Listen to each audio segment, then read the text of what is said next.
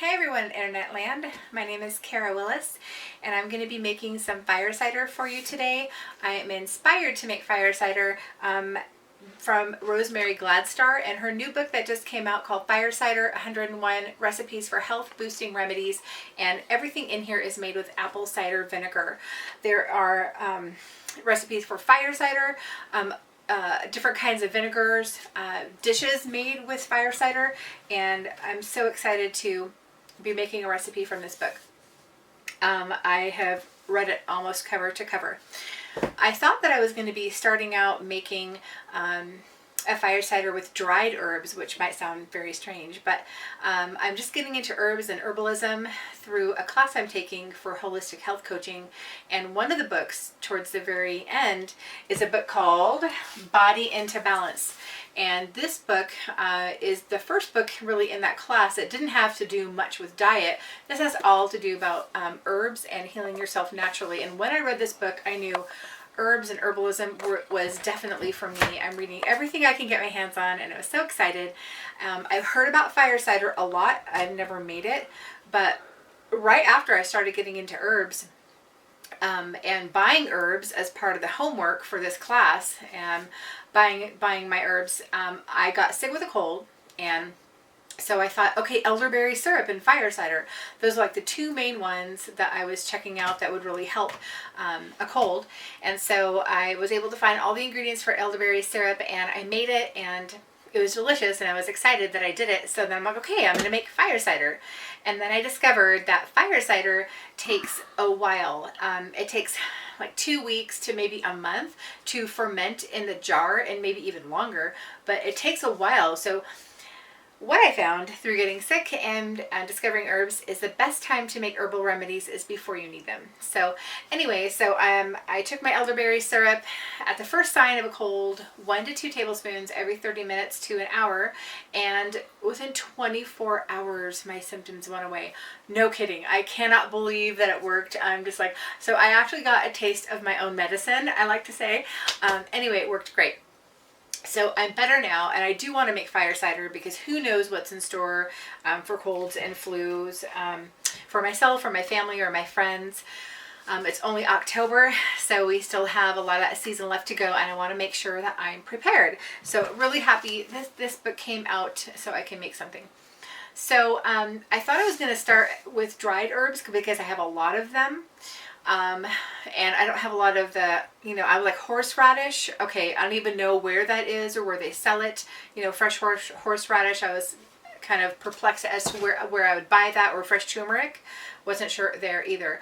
So I thought, okay, in this book there is a recipe for spice rack fire cider, and it's all the different spices that you would normally have in your spice rack that are already dried, and you combine them to make a fire cider. So I thought that's for sure where I'd start.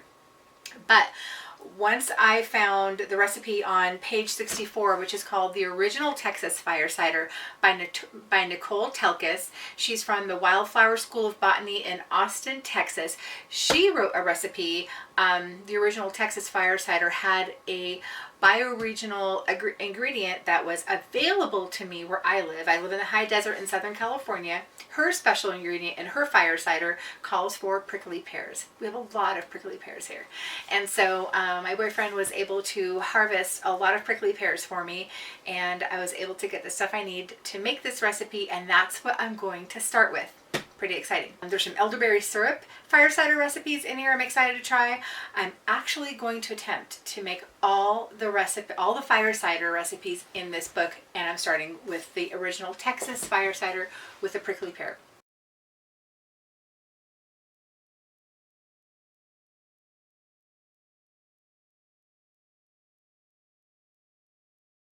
And so wearing gloves, I was able to, cut them and take a spoon and scoop out the insides. I actually took my leather work gloves and I put like packing tape over each finger, so the thorns, I think they're called glochids. I'm not sure if I'm saying that right, but the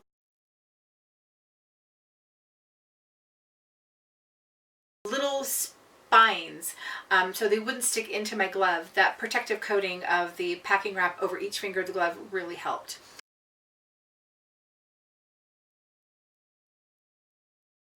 So I scooped them all out, all 24 of them, and I put them in my NutriBullet and I blended them up.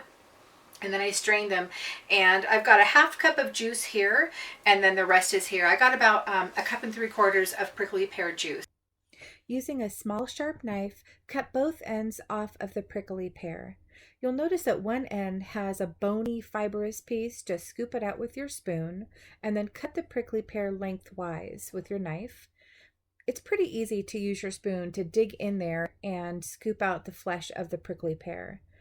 I blended it in my NutriBullet for about a minute or so, and you'll notice it does have a lot of seeds, but don't worry, it strains pretty easy. 24 prickly pears got me about a cup and 3/4 juice. It's not bad. So the prickly pear juice, if you saw the color, this is like, you know, Willy Wonka style, crazy neon color, and it's really neat.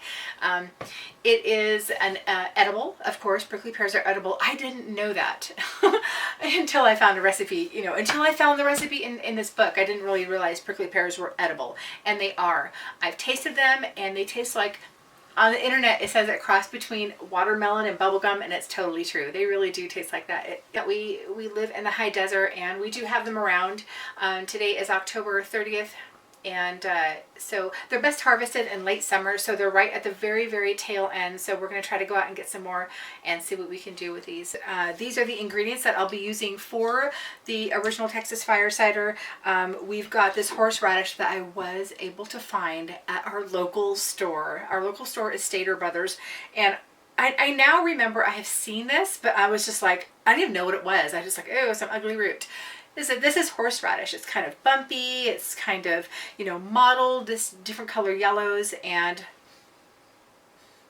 it just smells like a root. I can't really smell that pungent horseradish smell that you associate with horseradish, but this is horseradish, and I found it at the store. The recipe also calls for an onion. It also calls for Pekin chilies, or you can use jalapenos. I didn't know what Pekin chilies were, but they didn't have them at our store. So I got jalapenos. I have some garlic, some ginger, apple cider vinegar, of course. And I'm going to put all this in a 32-ounce or 1-quart mason jar. So one of the notes in the recipe is a very helpful tip on peeling garlic. As you see that we have 2 heads of garlic. That's going to be a lot of peeling, lots of different cloves in there. And the very helpful tip is the Martha Stewart way of peeling garlic, which I had never heard before. And it says to place a full head of garlic in a small mason jar. So full head of garlic, and we'll place it in the mason jar. And then you seal with the lid, and you shake vigorously for a few minutes. And apparently, as you shake it, the garlic bounces around off this inside of the jar and off each other, and it's supposed to peel itself. So I'm going to try to do this and see what happens.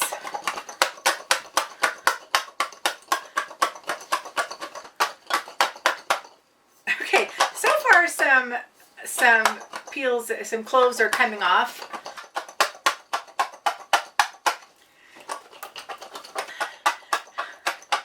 So I've shaked and I've shaked, and I'm not quite done, but it really is starting to work. I'm going to hand this off to my assistant, and he's going to shake this while we keep talking. There you go.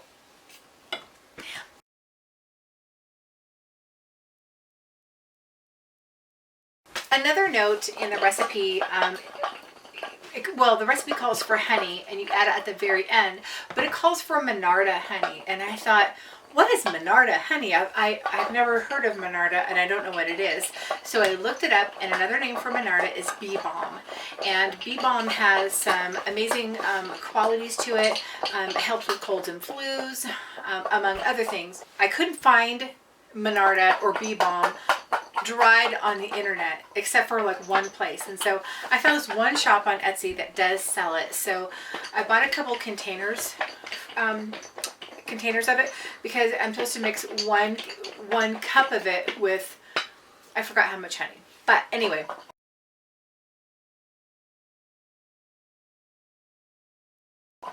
So I have to make this Monarda honey, and it takes a couple weeks to have the bee balm infuse in the honey, which is good because you add it at the end. And so while this is fermenting, while all the ingredients for the fire cider are fermenting, so will my honey. Anyway, so I'm excited to make that. But anyway, you add it at the very end. All right, it looks like we're done. So how did this garlic shape out? Well, there's a lot of the husks or the peelings, and we do have some that are. Do we have any that are all the way peeled? No, not quite. Almost. Oh my gosh, this actually sort of worked. So most of these are peeled. You just have to take the little peelings off. Some of them still have the peelings on, but they're much easier to peel. So would I do this again? I would definitely do this again. This is a great way. Honey, would you do this again, honey? Honey says yes. Honey will be happy to shake my garlic. He's happy to do that. So in just a minute, we're going to get chopping and slicing and dicing. So I'm ready to chop and slice and dice and whatever this recipe requires. As you can see, I have never made fire cider before, so this is my first time. Here we have a horseradish root. Feels kind of bumpy. It's kind of weird.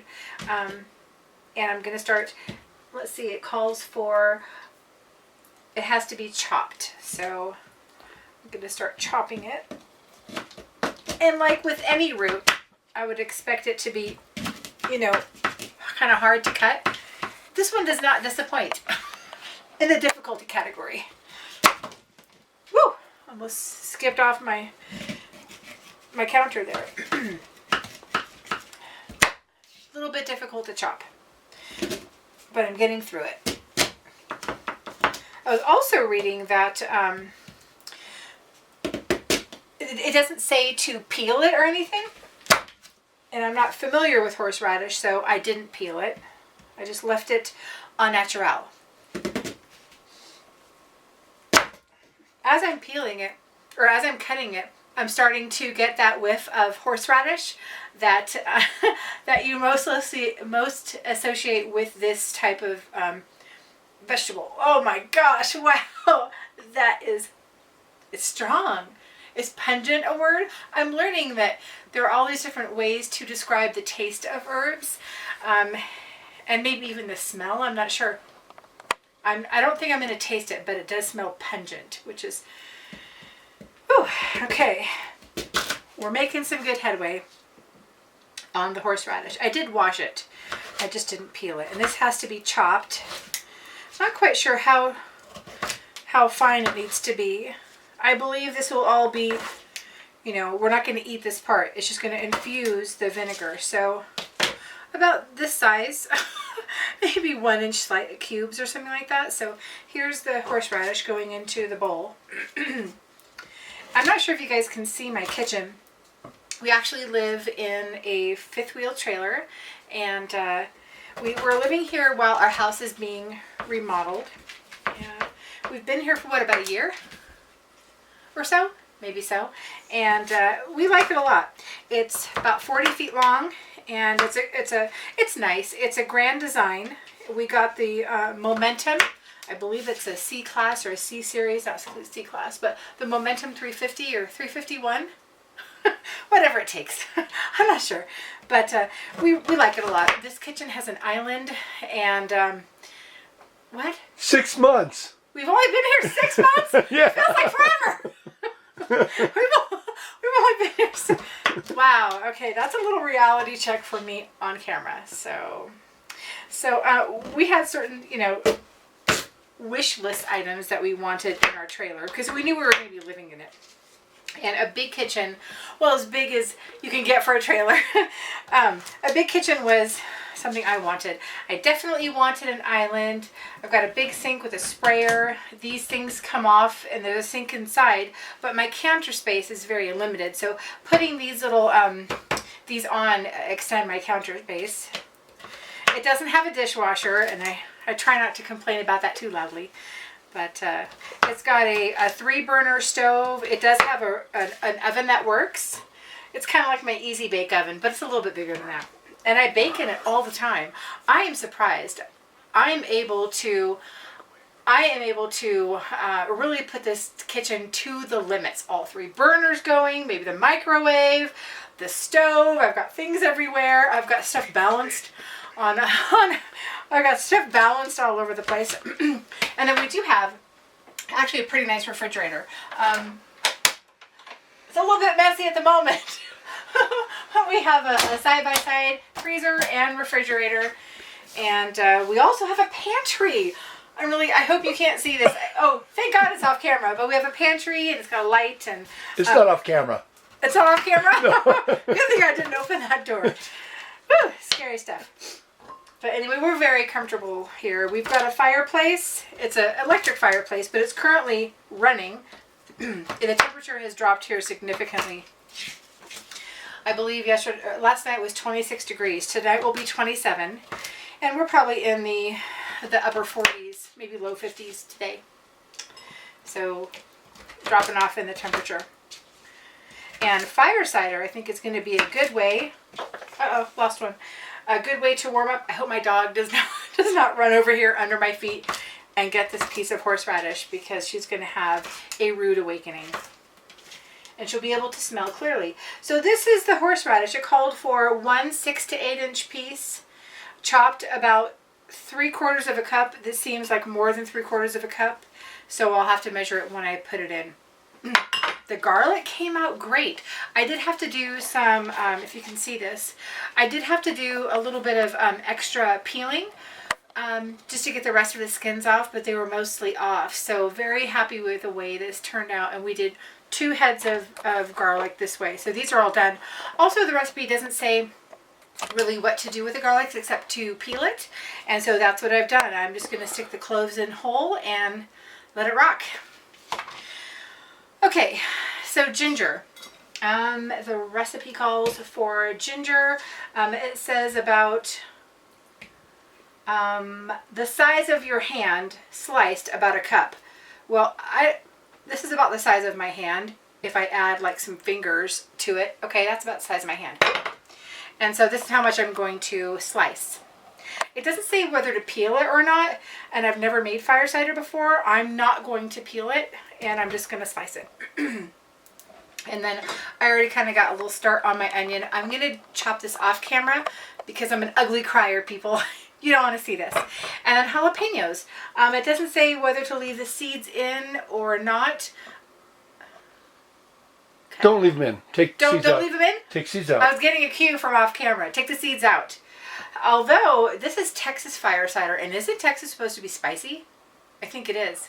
That would be very spicy. It's going to be, and I got some grande jalapenos, y'all. They're not the Pekin chilies that it called for, but it also said this was a good substitute. And I'm going to leave the seeds in there and see what happens. Let's see. It just says chopped, so seeds and all. I'm going to try to touch these very little with my hands because I'm so sensitive. I will have to wear gloves or something, or stick it with a fork and do it with a knife is usually how I do it. Babe, up in the construction site we have the rubber gloves. Fantastic. I've just been notified we have rubber gloves, so my safety, it should not be an issue for you. So I'm slicing the ginger. I'm not sure. Can you see this slicing, honey, on camera? Is that what's going on? Oh, my cameraman is my boyfriend. His name is Keith, and we've never done this before. This is our first endeavor into this, right? Where's my ginger container? So far, it's going well. I just have to remember not to spill my precious half cup of prickly pear cider. Now, the recipe actually calls for a half cup of chopped prickly pear, and I actually pureed it before I realized it was supposed to be chopped. But that's okay. I'm still going to add this half a cup of prickly pear juice, and I'm going to call it good, because if we can't adapt in the kitchen, there's a problem. So I'm adapting. And you can too. You can adapt too. So slicing the ginger. Doesn't say what size of slices. Just about a cup of it. Slicing away. Have you guys ever made fire cider? If so, I would love for you to share your recipes in the comment section so I can see your favorite recipe for fire cider and how you do it. Something that I thought was super interesting about this recipe is how long it takes to do you call it ferment? Is that what I'm gonna call it? It takes a while for all these veggies and herbs and everything to hang out in the apple cider vinegar and get all happy. It takes a while. Like I was reading like 2 weeks to even longer than that. But this recipe has a very special way of doing that. And I'll talk more about that later on in the recipe. So almost done with the garlic here. And now we've got slices. And it smells wonderful. Babe, you called the garlic and it's fantastic. ginger. I did? Okay, so the ginger smells wonderful. It smells fantastic. Thank you. Quality control. Quality control is manning the camera. These actually look like slices of tofu, like diced tofu. So funny. All right, so now for the chilies. I'm a little bit hesitant to do these, but it's all going to come out fine. You want to take a break right now? I want to take a break, yes. Yes. So I put on rubber gloves at my boyfriend's behest because, you know, I'll touch my eye or, you know, somewhere and be like, oh, I'm, infected with the peppers of this wonderful, or the oils of this wonderful pepper, and they burn and they sting and they're no fun. So I am wearing gloves, and I'm also going to use a fork and a knife just to make sure that everything stays where it's supposed to stay. All the oils stay right over here and off of my hands. So I have decided to make every fire cider recipe in this book, and I'm excited. I've already ran through and know there's some ingredients that I don't have for sure, and I may not be able to get until summer or something like that. I know Rosalie de la Forêt, she has a recipe in here for her garden fire cider, and I really want to try it. And it has some ingredients that I don't quite know where I'm going to get. One of them is nasturtium flowers, and I've heard of nasturtium before, and I've never seen it sold in a store, but maybe I might be able to find it in a farmer's market or something like that. I have a feeling this might be something that comes out during the summer. So some of these recipes, since there are so many of them, I'll be doing them throughout the rest of this year and into next year and probably into the summer as well. So hopefully between now and then I'll be able to find nasturtium flowers. Also, since the jalapenos I got are so large, I've just chosen to use 3 of them instead of the 4 that I had. And I had a lot of leftovers when I was doing the 2 heads of garlic and the onion and the horseradish. I had a lot of leftovers because not only does the recipe call for example, 1 onion and 1 6 to 8 inch piece of horseradish and ginger the size of your hand, which are great reference points for sure. And so I did all of that. But then she also, in the recipe, measures it out. Like you need, from 1 onion, you should put about a cup of the onion in the recipe. So since I had so many leftovers, I actually have enough to make another batch of this Texas Fire Cider with the prickly pear. And I'm going to give away, I'm going to split this batch in half, and this will go into a 32 ounce or a 1 quart mason jar, and I'm going to split the recipe in half, and I'm going to give someone that comments on this video, I'm going to give them a free bottle of this prickly pear fire cider. I'm not sure when the drawing is going to happen yet.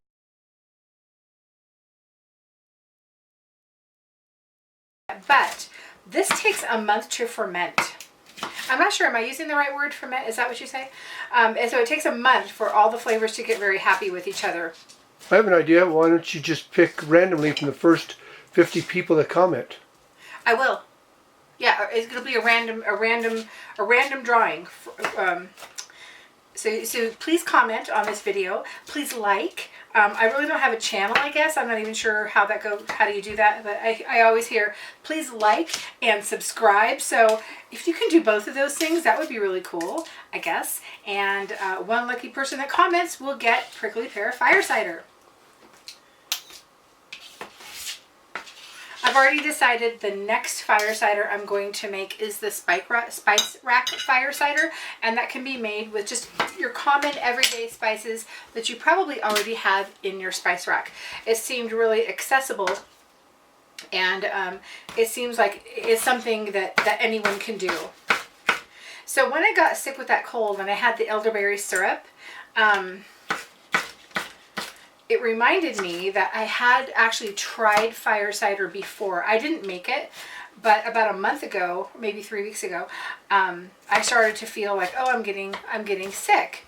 And I went to my health food store and I purchased fire cider. And I kind of felt like, oh, this is something I could totally easily make. And I felt like weird purchasing it. But the kind I had was good. It was tart, it was sweet, it was spicy, it was kind of sour from the vinegar, and had all these really interesting flavors all mixed into one concoction. And it was when I had that fire cider that I realized, oh my gosh, I really, really do want to make this. Also, I discovered when I had that fire cider, I also made really funny faces every time I tried it. Because, wow, it is so potent. The kind I had was so unbelievably potent. Oh my gosh, I made the craziest face. I have never had fresh fire cider. I never even heard of it before. I've never seen anyone make it before. And so I'm really new to this whole thing. But I'm getting into herbs with the holistic health coach course I'm taking. It's really making me realize I like herbs, I think, more than being a health coach. And so what I did is I actually enrolled in the Taste of Herbs by Learning Herbs. And the Taste of Herbs is about a 6-month course, and it's done by Rosalie de la Forêt.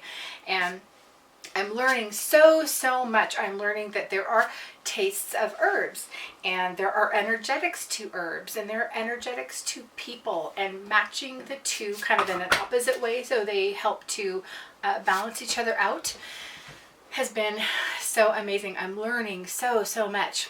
Really exciting. Okay, so I've got my jalapenos chopped. I've got really everything. Everything is ready to go. I've got my mason jar ready. It's a 1 quart or 32 ounce mason jar.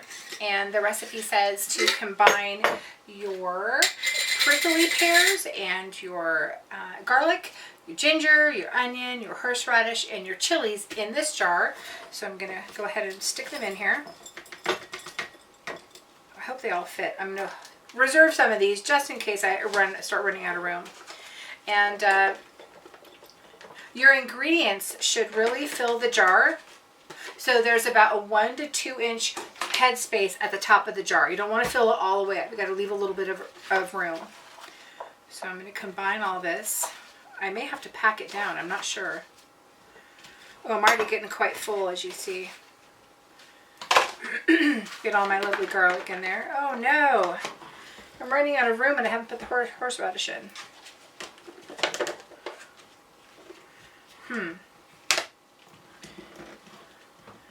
Well, I'm going to pack it down. This is what I'm going to do. Boy, this is getting very full. I'll take some horseradish out. Leave rooms for some more garlic. You can never have enough garlic. Okay. 1 to 2 inches of room. I think I can get it all in here. I'm going to leave these jalapenos out. Everything else is already in. Pack it down just a little bit more. The recipe doesn't say to pack it down, but I can't see how I would have gotten all of those ingredients in there if I didn't pack it down. All right, now I'm going to put my prickly pear juice in here. Oh, and it trickles all the way down to the bottom. Can you see that? That's beautiful. This color is amazing. And then you pour enough apple cider vinegar into the jar to cover the ingredients. So here we go.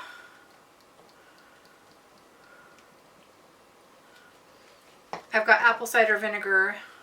That is the organic Full Circle brand.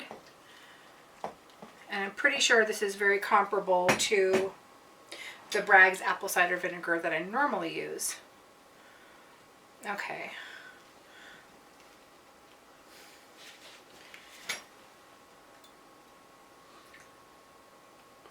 Okay, this looks about as full as it can get. It's got a beautiful color from the prickly pear syrup. This beautiful pink color. And you can see everything layered in there. Next, you're supposed to set a layer of wax paper on top of the jar and then screw on the lid.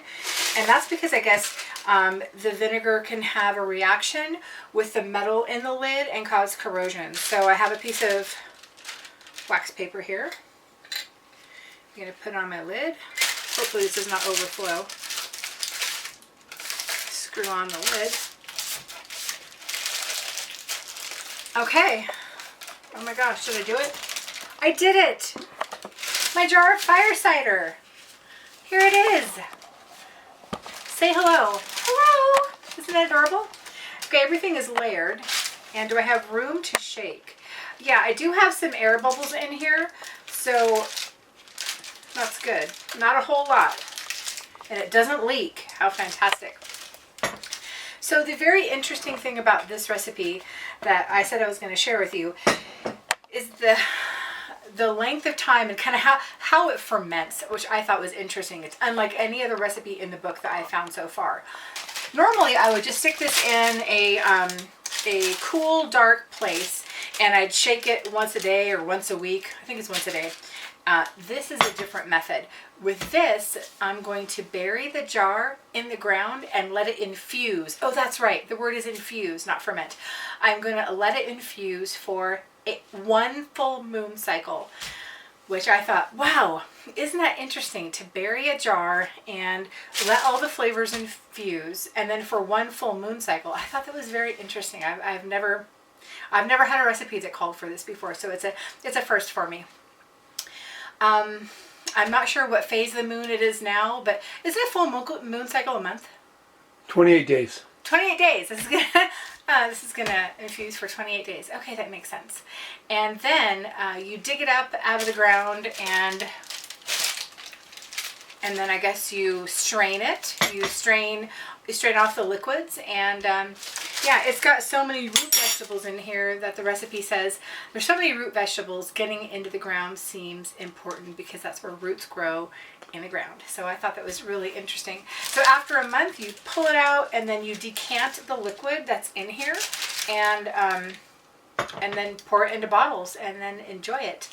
So here's my very first bottle of fire cider. I'm really thrilled. I think it came out great. I hope I didn't overfill the jar too much.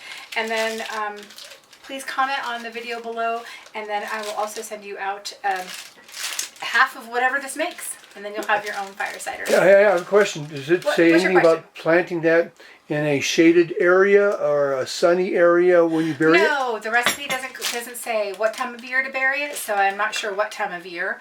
But I'm going to bury it in my time of year, which is now, probably tomorrow, on Halloween. Ooh, that's exciting. So I'm going to bury it on Halloween and let it hang out for 28 days.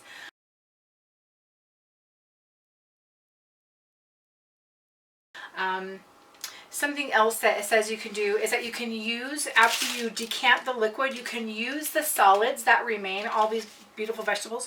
You can use the solids in other recipes, like chutney, or you can make crackers with them, or bouillon, or probably other things I don't even know. So I'm excited to see what I can do with the remainder of this. And thank you so much for watching my very first fire cider recipe, the Texas Fire Cider. Anyway, thanks for watching. See you soon. We are outside burying the jars of fire cider, and they'll be here for a full moon cycle, infusing all the lovely goodness into them. And then we'll take them out in about 28 days and see what they look like.